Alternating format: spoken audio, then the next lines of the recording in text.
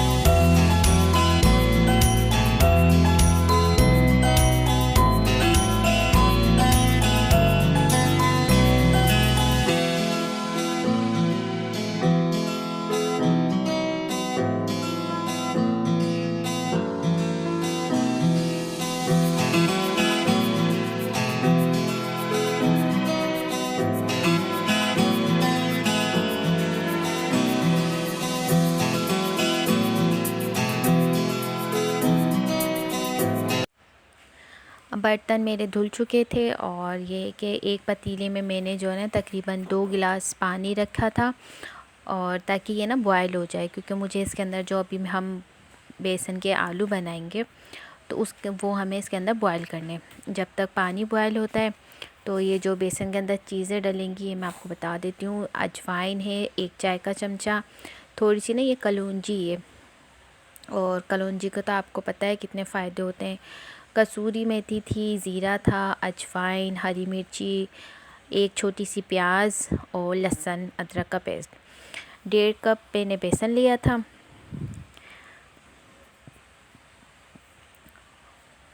1 cup और ये आधा कप और 1.5 कप बेसन है इसके अंदर। और जितने भी ये मैंने ना छान के रखा हुआ है। 1.5 कप बेसन को मैंने पहले से ही छान के रखा हुआ था, और ये मैंने एक परात में डाल दिया है। और इसके अंदर में 1 चमचा लहसुन अदरक का पेस्ट, अगर आपके पास नहीं है तो आप कुटा हुआ भी शामिल कर सकते हैं। और ये जो भी मसाले थे, प्याज, हरी मिर्ची, अजवाइन, कसूरी मेथी, थोड़ी सी इसके अंदर हल्दी जाएगी, और नमक जो है ना आधा चाय का चमचा इसमें अभी जाएगा, और आधा चाय का चमचा इसमें बाद में जाएगा, क्योंकि ये हल्दी है। कुटी हुई मिर्चें 1 चाय का चमचा। बॉयल होता है तो जो पानी है हम उसको फेंकेंगे नहीं, वो हम इसको ग्रेवी बनाने में इस्तेमाल करेंगे। अब मैं इसको मिक्स कर लूँगी। आप चाहो तो इसको, जिससे बहुत से लोग सोचेंगे कि बहुत ज़्यादा हार्ड बने, तो ये आप इसके अंदर पालक होती है ना उसको बॉयल करके, वो भी इसमें बॉयल करके उसके बाद आप उसको पीसोगे फिर इसके अंदर शामिल कर सकते हो। लेकिन मैं पालक नहीं डाली क्योंकि मुझे ज़्यादा हरा कलर इसके अंदर अच्छा नहीं लगता। तो मैं इसके अंदर थोड़ा थोड़ा जो है पानी डाल के ना, बहुत ज़्यादा कम पानी डालना है, ज़्यादा नहीं। और इसको जो है ना मैं हाथों से बहुत अच्छे से एक लड्डू की शक्ल में बना लूँ, क्योंकि आटे की तरह तो ये गूना नहीं जाएगा। बस ये कि हमें इसको सारा एक यकजान करना है, और वह घुमा घुमा के सारे बेसन को एक मोटा सा लड्डू बना लेंगे हम। और फिर उसके बाद जो है ना, आपको जैसे अच्छे लगते हैं उस शेप में आप इसको बना सकते हैं। चाहें तो आप इसको छोटी छोटी सी गोल बॉल भी बना सकते हैं, चाहें तो आप इसको रोल की तरह लंबा रोल करके वो बॉयल कर सकते हैं, या फिर आप इसको टिक्कियों की शक्ल में काट सकते हैं। जैसे आपको अच्छे लगे आप वो इसके साथ कर सकते हैं। मैंने देखें इसको बहुत ज़्यादा कम पानी लेकर ना इसको गूना है, और ये देखें मैंने इसको एक लड्डू सा पूरा तैयार कर लिया। ये हाथों में चिपकेगा, लेकिन अगर आप इसके अंदर ज़्यादा पानी डाल दोगे तो ये बहुत ज़्यादा ना पतला हो जाएगा, फिर ये इसकी शेप नहीं बन पाती। इसके अंदर मैंने कुछ और नहीं डाला, कोई आटा वगैरह कुछ नहीं है, और ये सबसे आसान शेप है, आप जल्दी से इसको बना सकते हैं। पानी बॉयल हो चुका है और इसको हम इसके अंदर डाल देंगे तकरीबन 15 मिनट के लिए। 15 मिनट के बाद ये जो है ना हार्ड हो जाते हैं, बॉयल भी हो जाएंगे, और ये टूटेंगे बिल्कुल भी नहीं कि आप सोच रहे हो कि गर्म पानी के अंदर मैंने अगर बेसन डाला तो ये घुल जाएंगे, ऐसा कुछ नहीं होगा। जो इसकी ग्रेवी बनानी है तो इसके अंदर प्याज ज़्यादा नहीं डलती, कम डलती है। मैंने मीडियम साइज़ की ना 2 प्याज ली थी, और 2 से 3 हरी मिर्चें हैं इसके अंदर। इनको मैं पीस लूँगी। लहसुन अदरक का पेस्ट है, और आधा कप दही शामिल करूँगी। ये मैं आपको चेक करा रही हूँ 15 मिनट के बाद, क्योंकि ये बॉयल हो चुके थे। और मैं अब इनको सबको 1 बाय 1 करके निकालते जाऊँगी। एक इसके अंदर जो है ना मैंने तोड़ के भी दिखाया, जब मैं उठाऊँगी ना उसको ब्रेक कर दिया था मैंने, ताकि वो आपको दिखे कि ये कच्चा नहीं है, टूट चुका है, मतलब पक चुका है अंदर से। और फिर मैं अभी जो है ना इसको कटिंग करूँगी ना, जब भी आप देखिएगा ये अंदर से पक गए थे, और बहुत ही मज़े का जो है ना इसका फ्लेवर आता है, ऐसे जैसे मछली का सालन होता है वो वैसा लगता है। ये पानी है, इसको हम फेंकेंगे नहीं, इसको हम रख देंगे और ग्रेवी के अंदर इस्तेमाल करेंगे। प्याज, हरी मिर्ची मैंने पीस ली थी। लहसुन अदरक मेरे पास पहले से पिसा हुआ है। आधा चाय का चमचा इसमें भी मैंने हल्दी डाली है, और आधा चाय का चमचा मैंने बेसन के अंदर भी हल्दी डाली थी। आधा चाय का चमचा लहसुन अदरक डाला है, क्योंकि उसमें भी डाला था, तो हमें हर चीज़ को मेजर करते हुए डालना है, ताकि कोई भी मसाला हमारा ज़्यादा नहीं हो, जिससे जायका ख़राब हो जाएगा। इसके अंदर मैंने आधा चाय का चमचे से थोड़ा ऊपर जो है पिसी हुई लाल मिर्ची डाली है, नमक डाला है और दही डाला है आधा कप। इन सब मसालों को मैं अच्छे से मिक्स कर लूँगी ताकि जब ये तेल के अंदर जाए तो ये जले नहीं, सब मिक्स हो।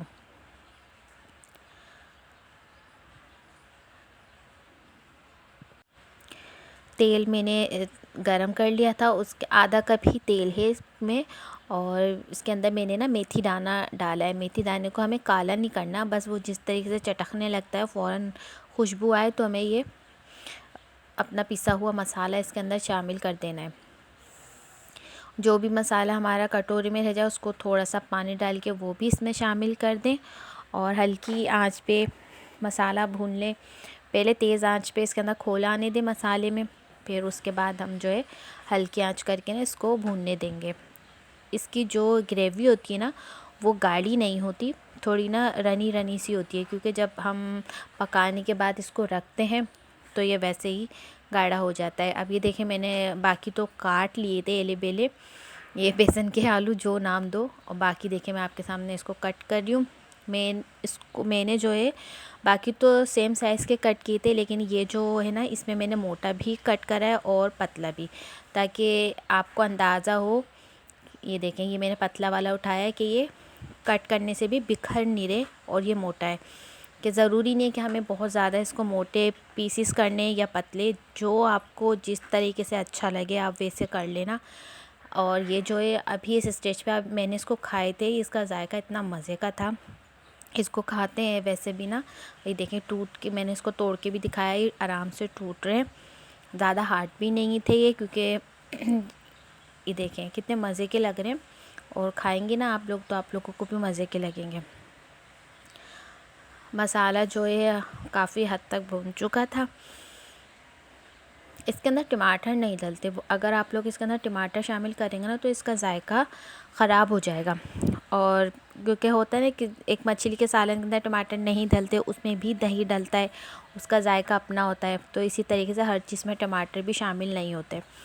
ये मसाला भून चुका है, तेल भी अलग हो चुका है, तो अब मैं इसके अंदर ये आलू बेसन के शामिल कर दूँगी, क्योंकि ये तो पके हुए ही हैं, हमें खाली मसाले के अंदर इनको डाल के मिक्स करना है, और ताकि ये जो भी मसाला हमने भूना है वो अपने अंदर जब्स करे। और ये जो पानी इसका बचा हुआ था जिसमें ये ख़ुद बॉयल हुए थे वो भी मैंने इसमें शामिल कर दिया। पानी मुझे कम लग रहा था क्योंकि मसाला काफ़ी थिक लग रहा था, तो इस वजह से मैंने इसके अंदर आधा गिलास पानी शामिल करा है।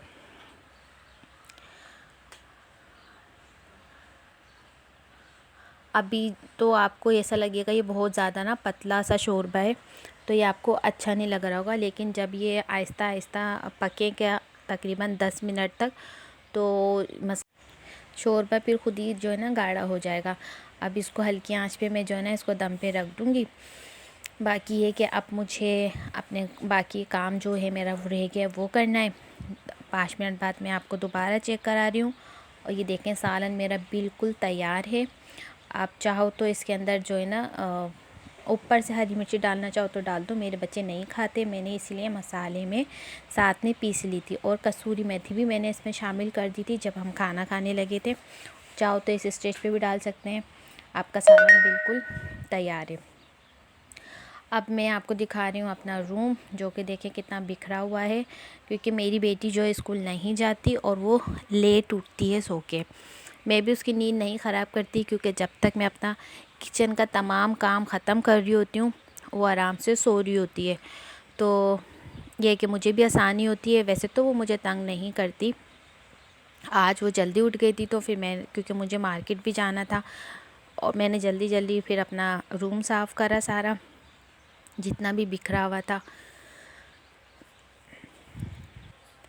और वैसे भी आप लोग जब सुबह जल्दी उठते हैं तो आपको पता है कि हमें जो है ना अपना दिन कितना लंबा लगने लगता है, जिस वजह से हमारा काम भी जल्दी भी हो जाता है, और जो है ना हमें वक्त भी ज़्यादा मिल जाता है अपने बाकी कामों को देखने में, और जो भी हमारे काम पेंडिंग में होते हैं वो हम सब कर लेते हैं। जब हम लेट ही उठेंगे तो आधा दिन तो हमारा सोने में चला गया, फिर हम सोचते हैं अभी हमारा काम ये भी बाकी है वो भी बाकी है, जिस वजह से हमें भी टेंशन होती है। तो सबसे पहले जो है ना, मैंने अपना किचन का काम, हमेशा मेरा यही है कि मैं सबसे पहले अपने किचन का काम ख़त्म करती हूँ। बाकी जो है फिर मैं अपने रूम के अंदर आके अपनी रूम की सारी क्लीनिंग करती हूँ। डस्टिंग करना है, बेड की चादर चेंज करना है, जो भी मेरा XYZ काम होता है वो मैंने अपना फ़िनिश करा। फिर ये कि मैं अपनी बेटी को नाश्ता दे देती हूँ। जब तक वो नाश्ता करती है तो मैं कमरे की जो झाड़ू होती है, झाड़ू है, मोपिंग है, वो मैं ख़त्म कर लेती हूँ। फिर उसके बाद ये कि अब ये कि मेरा सारा काम तकरीबन हो ही चुका था। खाना भी मेरा रेडी था रात का, और ये कि मैंने अपने घर की सफाई भी कर ली थी। आप देख लो, मेरा रूम जल्दी से साफ़ हो गया। और फिर ये कि मैंने अपनी बेटी को नाश्ता भी दे दिया था। डस्टिंग रह गई थी, और ये कि ड्रेसिंग की डस्टिंग थी, बाकी झाड़ू रह गई थी। फिर मैंने डस्टिंग करी और रूम की झाड़ू दी। ये काम तो बार बार ही फैलता रहता है, क्योंकि बच्चे हैं, जिनके छोटे बच्चे होते हैं उनको पता होता है वो कितनी दफ़ा चीज़ें निकालते हैं, रखते हैं, तो इनको समेटते समेटते यही हो जाता है। फिर मैंने जल्दी से अपना काम ख़त्म करा, बेटी को नाश्ता भी करा दिया था, और मेरा रूम बिल्कुल साफ़ हो गया था। इसके बाद जो है मुझे टेंशन नहीं थी, क्योंकि मेरा दोपहर का खाना भी रेडी है और रात का भी। अब मैं जो है अपने कपड़े सिलाई करने बैठने जा रही थी। तो ये मैं आपको दिखा रही हूँ कि एक ये सूट रह गया था सीने के लिए। इसका जो है ना, क्योंकि रात काफ़ी हो गई थी, मैं रात में भी सी रही थी, पीछे का गला बनाना रह गया था। आस्तीनें मैंने इसकी नेट की लगाई हैं। ये मेरी आपी का ड्रेस था, काफ़ी टाइम से रखा हुआ था मेरे पास, अब टाइम मिला तो मैंने सिया। ये सिल चुका था। इसके अंदर मैंने जो है ना पाइपिंग नहीं लगाई, मैंने लेस लगाई थी। लेस मुझे काफ़ी अच्छी लग रही थी, और इस सूट पे मैंने जितना भी काम करा है वो नेट का करा है। ये भी बहुत प्यारा लग रहा था सिल के। बाकी ये कि जब थोड़ा सा जो भी रह गया है वो मैं सीने जा रही थी, तो फिर ये देखा कि मेरी अम्मी आ गई थी, क्योंकि ये 1 बजे का टाइम है, दोपहर का 1 बज रहा था। और बेटी ने तो मेरा नाश्ता कर ही लिया था, अब वो खेल रही थी अपना। मैंने कहा चलो मेरा जो बाकी काम है वो मैं कर लेती हूँ। तो फिर मैं अम्मी से अपनी बातें भी कर रही थी, और मैं जो है ना मशीन जो है ना चेक कर रही थी कि हाँ सही चल रही है, क्योंकि मैंने इसके अंदर रात को इसके सफाई वगैरह करी थी मशीन की, तो मैं उसको देख रही थी सही चल रही है या नहीं। अम्मी मेरी नमाज़ पढ़ ली थी, तो मैंने भी उनकी भी वीडियो बना ली। फिर मैंने और मेरे बच्चों ने साथ में मिलके खाना खाया। फिर अम्मी घर चली गई थी। फिर शाम में मेरे हस्बैंड आ गए थे, तो फिर हम लोगों ने चाय पी, बच्चों को भुट्टा बना के दिया। हमने तो शाम की चाय बहुत मज़े से एंजॉय करी। अगली वीडियो के लिए आप लोग इंतज़ार करिए, बहुत जल्दी आ जाएगी। जब तक के लिए अल्लाह हाफ़िज़।